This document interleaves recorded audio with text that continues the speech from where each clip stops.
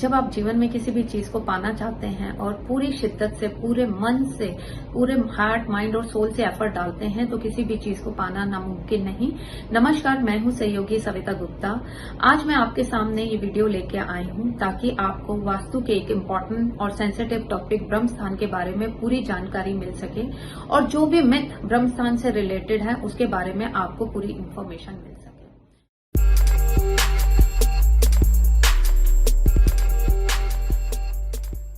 सबसे पहले बात करते हैं कि ब्रह्म स्थान होता क्या है।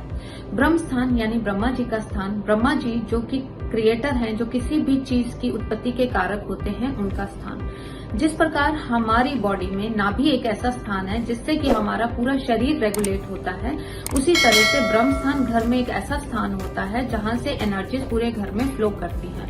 अगर हमारी नाभि में कोई प्रॉब्लम आ जाती है तो हमारी पूरी बॉडी का सिस्टम गड़बड़ा जाता है। उसी तरह से ब्रह्म स्थान में आया हुआ वास्तु दोष भी बहुत बड़ी प्रॉब्लम्स क्रिएट कर सकता है। अब बात करते हैं कि ब्रह्म स्थान को कैलकुलेट कैसे किया जाता है। किसी भी जगह के एरिया को 9 बाय 9 के ग्रिड्स में डिवाइड कर लीजिए और जो मिडिल के 3 बाय 3 के ग्रिड हैं वह उस स्थान का ब्रह्म स्थान है। अगर एक लेमन लैंग्वेज में बात करें तो अगर आपका घर 30 बाय 60 का है तो उसका टोटल का 1/3 एरिया सेंटर में जो होगा वो ब्रह्म स्थान है। बहुत बार लोग क्या समझते हैं, मैप पे ग्रिड करते हुए जब डायगोनल बनाते हैं तो एक ब्रह्म बिंदु निकल के आता है, वो उसे ब्रह्म स्थान समझ लेते हैं।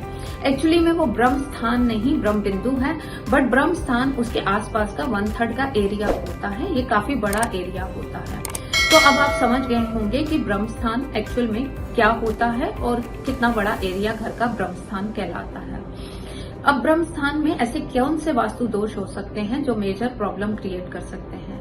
ब्रह्म स्थान में आया हुआ पिलर, वहां आई हुई स्टोर, वहां आया हुआ टॉयलेट, किचन, वहां आई हुई पिट, कुआं, स्विमिंग पूल, स्टेयर्स वास्तु दोष क्रिएट करते हैं। तो इनकी क्या रेमेडी है? फ्रैंकली स्पीकिंग तो ब्रह्म स्थान में आए हुए किसी भी वास्तु दोष की कोई रेमेडी नहीं है। अगर कोई भी आपको गाइड करता है कि ब्रह्म स्थान की टॉयलेट की ये रेमेडी है, वहां आए हुए पिट की ये रेमेडी है, तो यहाँ मेरी आप सबसे रिक्वेस्ट है कि प्लीज उन रेमेडीज को लेके अपना टाइम, एनर्जी और पैसा मत वेस्ट कीजिए। जहां तक हो सके आप ब्रह्म स्थान के दोष को दूर कर सकते हैं, बट रेमेडी से कोई रिजल्ट नहीं मिलेगा। ब्रह्म स्थान के दोष को दूर करने का मतलब है, अगर टॉयलेट है तो उसे वहां से रिमूव कर दीजिए, अगर पिट है तो उसे वहां भरने की कोशिश कर दीजिए। पिट को भरने से वो वास्तु दोष खत्म हो जाएगा, लेकिन रेमेडी करने से कोई दोष खत्म नहीं होगा। ब्रह्म स्थान का ओपन होना, खुला होना, क्लटर फ्री होना बहुत जरूरी है ताकि एनर्जी पूरे घर में फ्लो कर पाए। अब एक क्वेश्चन उठता है कि आज देश काल परिस्थिति के हिसाब से आज का टाइम फ्लैट सिस्टम का है, जहां 1 BHK 2 BHK फ्लैट्स हैं।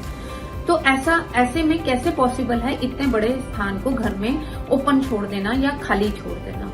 तो ऐसे में मैं आपको ये गाइड करूंगी कि आप उस पार्ट को लिविंग रूम का पार्ट कर सकते हैं या बेयर मिनिमम हल्का फर्नीचर रखकर उसे यूज कर सकते हैं, बट भारी फर्नीचर वहां रखने से बचें। ब्रह्म स्थान को कैसे एक्टिवेट किया जा सकता है? अगर आपके घर में ब्रह्म स्थान खाली है, ओपन है, नीट एंड क्लीन है, तो पूरी एनर्जी वहां से सर्कुलेट होती है। तो आप एक रेमेडी कर सकते हैं जिससे कि ब्रह्म स्थान के और अच्छे रिजल्ट आपको मिलेंगे, एनर्जीज आपके घर में और ज्यादा फ्लो होंगी। आप दूध में केसर को घोल लीजिए और जब आपके घर में सफाई हो जाए तो ब्रह्म स्थान के ऊपर आप दूध और केसर के छींटे डालिए। इससे ऐसा माना जाता है कि ब्रह्म स्थान एक्टिवेट होता है और ब्रह्मा जी खुश होते हैं और एनर्जी का फ्लो घर में बढ़ जाता है। होप करती हूँ ब्रह्म स्थान से रिलेटेड यह वीडियो मेरी आपको पसंद आई होगी। Kindly like, share and subscribe. Thank you.